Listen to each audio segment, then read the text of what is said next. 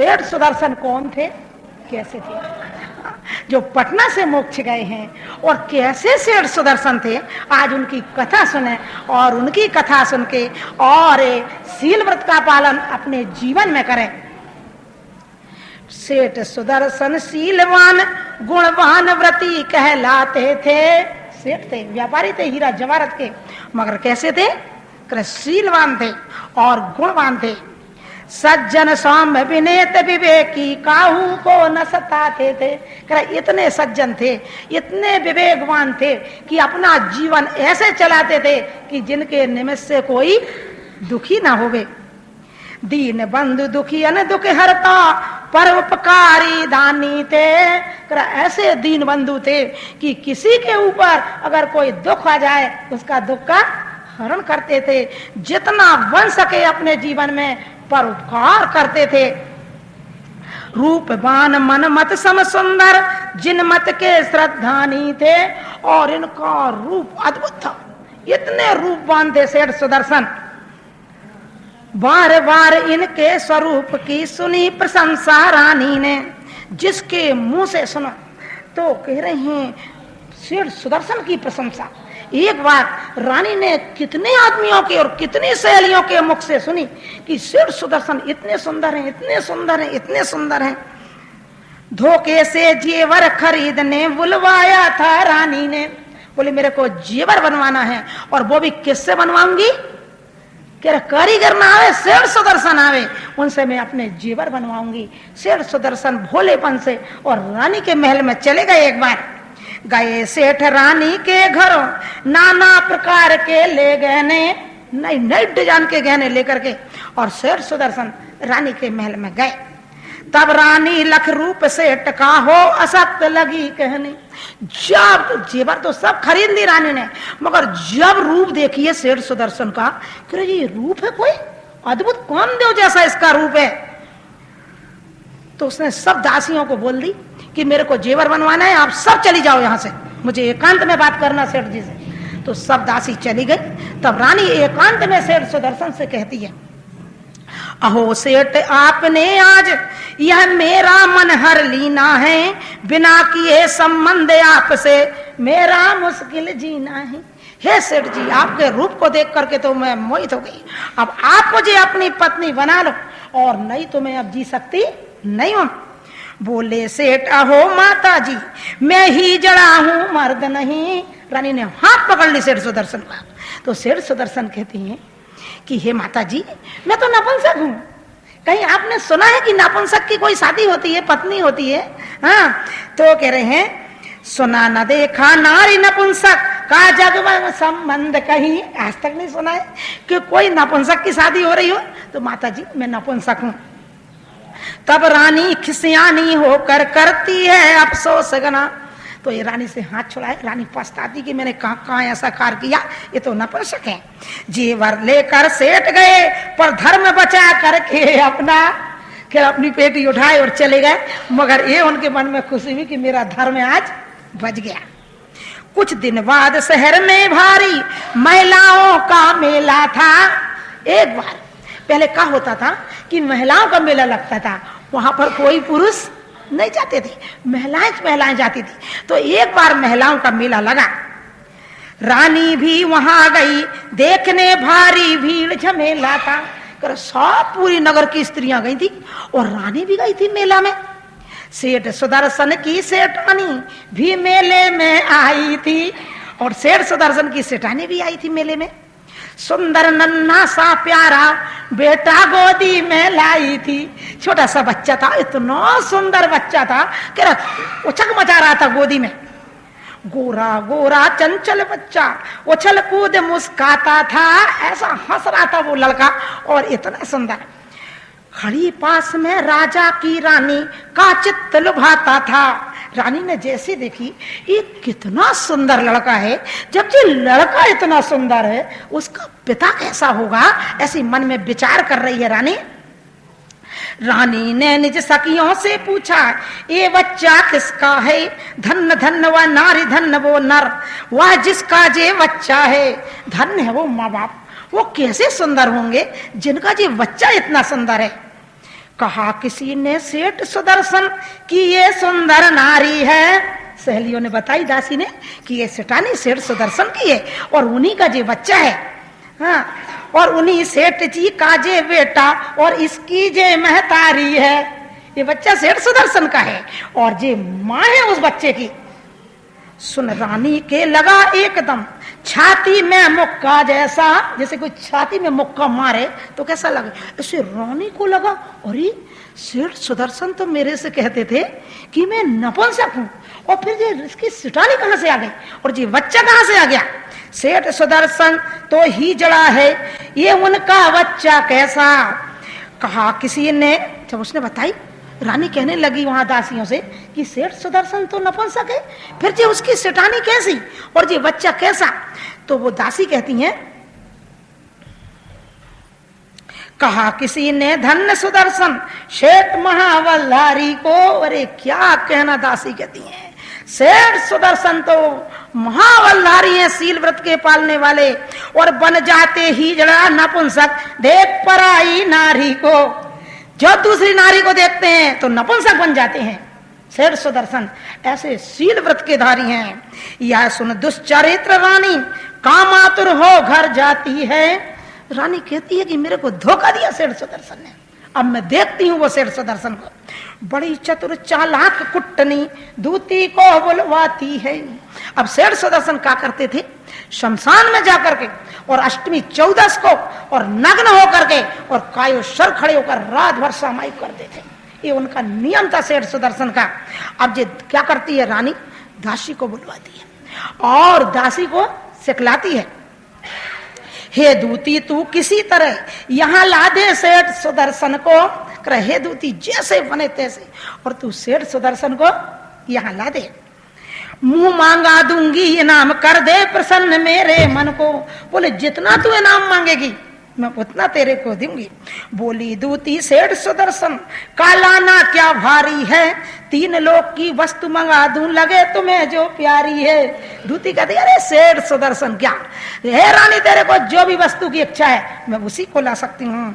कहो भूमि आकाश चढ़ा दूं और गगन हिला दूं लातों से, वो अपनी पहलवानी बता रही है, और गागर में सागर भर दूं और जीत लूं मैं बृहस्पति को। यो समझा कर दूती लग गई अपना काम बनाने में, सफल हो किस तरह सेठ को रानी के डिगलाने में। अब कैसे लाऊं सेठ सुदर्शन को रानी के पास।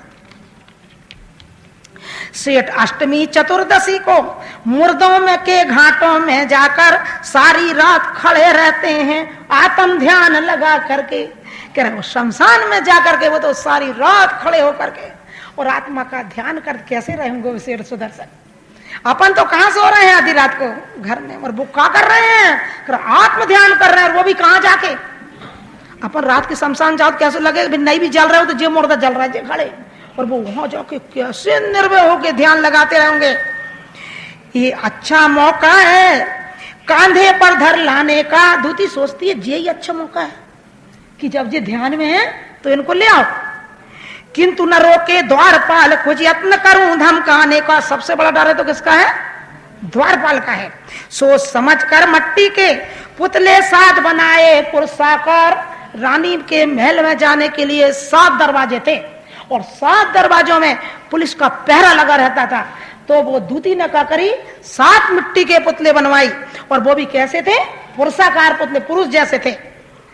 और एक पुतला कांधे धर लाई अर्ध निशा में पहले द्वार।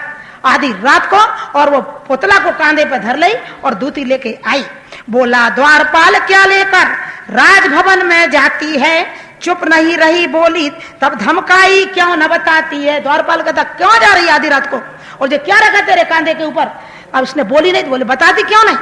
पटकी जमी पर तोड़ पुतला, गुस्से में बोली दासी रानी ने पूजा के खातिर मंगवाया था जे पुतला। दूती ने पटक दी, वो पुतला को फूट गया। बोले रानी ने बुलवाई थी पूजा के लिए जे पुतला, और तुमने जाने से मना कर दिया तो लो जा फोड़े देती हूँ, और अब रानी से पता करके तेरी नौकरी छुड़ा दूंगी। मौन सहित में लिए जाऊं थी, क्योंकि जो पुतला जब लेके जाते हैं तो मौन से जाते हैं। तूने मुझको बुलवा कर और सोन बिगाड़ दिया रानी का, छोड़ू तुझे निकलवा कर। तेरे को निकला दूं अब नौकरी से जाकर के। द्वारपाल डर कर घबरा कर पकड़ लिए पगदूती के। द्वारपाल, ये तिरिया चरित्र, दोनों पैर पकड़ लिया द्वारपाल ने और बोली दूती अब रोकी तो फूलूं शीश ने पूती के। बोले खूब है बहन, अब तू कभी भी आजा, चली जा आधी रात को, अब कभी मना नहीं करूंगा, अब तू मत बताना रानी से, नहीं मेरी नौकरी चली जाएगी। क्षमा मांग कर द्वार पर बोला अब नहीं रोकूंगा, चाहे जब आओ जाओ मैया तुम्हें न टोकूंगा, जब तू चाहे जब आजा चली जा, कभी नहीं मना करूंगा। इस प्रकार सातों द्वारों पर, एक दरवाजे पर फोड़ी, पर दूसरे दरवाजे पर, ऐसे ही 7 दरवाजों पर अपना विश्वास जमा ली और अपना रोब जमा करके और वार अष्टमी सेठ चतुर सुदर्शन को लाई कांधे धर के। जब 7 पुतला फोड़ दे तब सेठ सुदर्शन को आप कांधे पर रख के ले आई। निर्भय होकर के रानी की सैया पर ले डाला है, हाय हाय रे पाप कर्म तू हलाहल विष का प्याला है। ये पाप जीव को कह रहे हैं, दूसरे को धोखा देना चाहता है मगर गिरता कौन गड्ढे में है? कह स्वयं। किए अनेक विकार रानी ने किंतु नशील प्रतिज्ञा तोड़ी सेठ दृढ़ व्रत ज्ञानी ने। और पूरी रात रानी कह रहे हैं इतने उपसर्ग करती सेठ सुदर्शन पर, और जिस करोटवा डालती है वहीं पर समाई कर रहे हैं। बीत गई निस्वा सवेरा अब क्या पार बसाती है। दिन निकल गया मगर सेठ सुदर्शन समाई कर रहे हैं नग्न अवस्था में। अंग उपंग खोस अपने क्या तिरिया चरित्र दिखाती है। पूरा शरीर लौचली, कपड़े फाड़ ली और राजा के दरबार में पहुंच गई और जाकर के कहती है हाय हाय रे दौड़ो दौड़ो मारो सेठ सुदर्शन को, पापी ने घायल कर डाला खोस खोस मेरे तन को।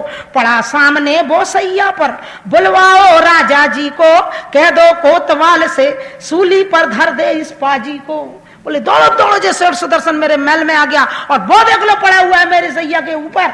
और तब द्वारपाल सब दौड़ के आए और राजा आए तो कह रहे हैं जाहिर करता दुनिया को मैं सीलवान मैं त्यागी हूं, लेकिन मैं इस दुष्चरित्र से सील बचा कर भागी हूं। दुनिया को तो दिखाता कि मैं समाई करता अष्टमी चतुर्दशी को और मैं सीलवान हूं, और मेरे महल में घुस गया, मैं तो बड़े मुश्किल से अपने सील बचा करके आई हूं।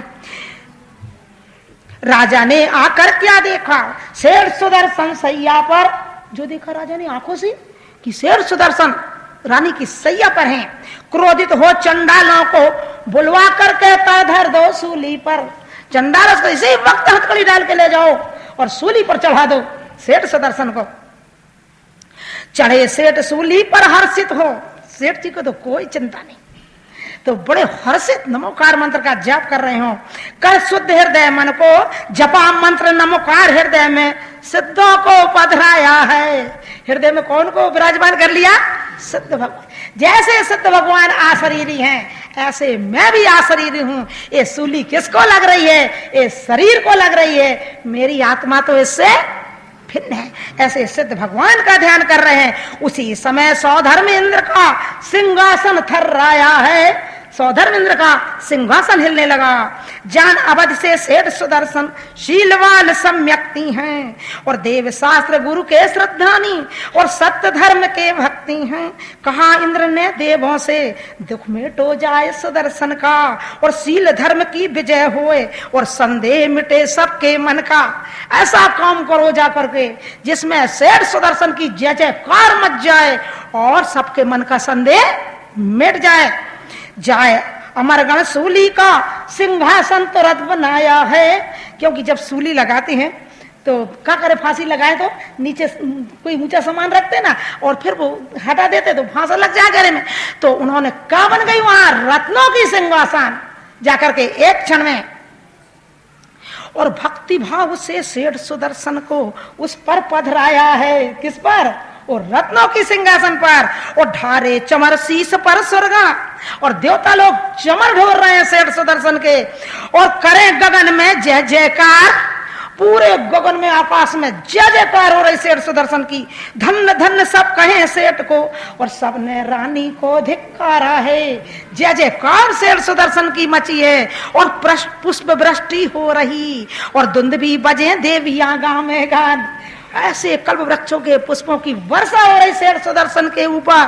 देव जय जयकार कर रहे हैं और देवियां कह रहे हैं, गुणगान कर रही हैं। देख अपूर्व धर्म की महिमा, हुआ हजारों को श्रद्धा। जो भी जनता ने देखी तो उनको श्रद्धा हुआ कि धर्म है तो एक जैन धर्म है। राजा लज्जित होए पगों पड़ क्षमा सेठ से मांग रहा। राजा आकर के पैरों में पड़ गया सेठ सुदर्शन के और क्षमा मांग रहा है कि मैंने नहीं जाना था और बिना जाने में आपको मैंने ये फांसी की सजा दे दी। कहा सेठ ने असर उदय था, मेरा इसमें आपका दोष कहां? हे राजा, आपका कोई दोष नहीं है, मेरे पाप कर्म का उदय था। राजा ने रानी दूती दोनों कर गधों पे चढ़ा करके, राजा ने वो दूती के और वो रानी के दो गधा बुलाए और वो गधा उल्टे चला था और बाजे कैसे बजा था? उल्टे, और चकन मुंडी करके और काला मुंह करके और वह दूती को और रानी को दोनों को गधा पे बैठा के। देखो ये है सील व्रती की पूजा हो रही है और कुशीली की गधा पे निकाले जा रहे, इसलिए अपने प्राण जाते हुए अपने सील व्रत को नहीं छोड़ना। गधों पर धर के और मक्खन दही निकाल राज्य से बाहर, काला मुंह करके, काला मुंह करके और दूती और रानी का देश निकाला हो गया। और शेर सुदर्शन को रत्नों की सिंहासन पर बिठाल करके, अरे देवता पूजा कर रहे हैं तो फिर मनुष्यों की तो क्या बात है। ऐसी महिमा ये सील रत्न है, संयम रत्न और सील रत्न, इनको संभाल के रखना चाहिए और नहीं तो विषयों के चोर इसके लुटेरे बहुत घूम रहे हैं। ऐसे क्षेत्रों से बचना चाहिए, ऐसी संगति से बचना चाहिए कि जिससे अपना सील संयम ना बिगड़ने पावे। ऐसे सेठ सुदर्शन जिन पर भयंकर उपसर्ग हुए, फिर एक बार वे शमशान भूमि की तरफ पहुंचे और उन्होंने चारों प्रकार के आहार का त्याग कर दिया। रात्रि में कायोत्सर्ग करके स्थिर हो गए। वहाँ वही रानी अभया देवी का जीव जो मरकर वेंतरी हुई थी, उसने सुदर्शन मुनि को पहचान लिया और लगातार 7 दिन तक उनके ऊपर भयंकर उपसर्ग किया। 7 दिन के पश्चात मुनिराज ने श्रेणी को मांडा और श्रेणी मांडकर घाती कर्मों का क्षय किया और समस्त पदार्थों का साक्षात कराने वाला केवल ज्ञान प्रकट किया। केवल ज्ञान के प्रकट होते ही देवों की दुमदुमी बजी और सारे देव स्तुति वंदना करने के लिए वहाँ पहुँचे। और फिर कुछ समय पश्चात सेठ सुदर्शन ने, मुनिराज सुदर्शन ने अपने 4 आघाती कर्मों का भी क्षय करके कमलदह पटना से मुक्ति को प्राप्त किया। मित्रों, ये कहानी बचपन में हमारी नानी माँ सत्यवती देवी जी ने हमें बतलाई थी और ये आज आप सभी को इस कहानी को ज़रूर सुनना चाहिए। और अगर आपको ये अच्छी लगी हो तो लाइक और सब्सक्राइब ज़रूर कीजिए। धन्यवाद। जय जिनेन्द्र।